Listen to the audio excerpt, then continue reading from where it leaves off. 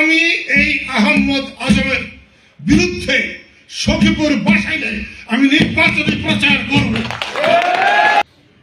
আমি যখন হাবিব আমার হাত ধরেছিল, আমার হাতে কষ্ট দেখে কাঁদছিল।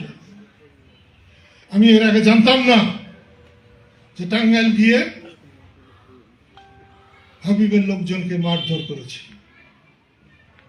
হাবিব বিএনপি করতে পারে, রাজনীতি করার তার অধিকার আছে, কিন্তু তাকে কেন মারার অধিকার নাই। তাই আমি হাবিবের ঘর থেকে যখন আমি নেমে আসি, তখন আমি সিদ্ধান্ত নিয়ে এসেছি, তোমাদের সাপোর্ট পেলে সেটা ভালো হবে, না পেলে আমি এই আহমদ আজমের বিরুদ্ধে সখীপুর বাসায় আমি নির্বাচনী প্রচার করব।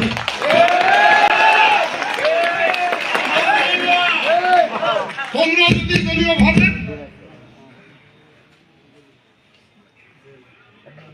আহমদ আজম এখানে নির্বাচনে উঠলে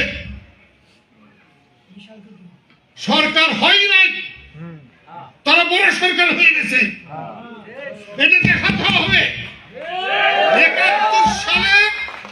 71 সালে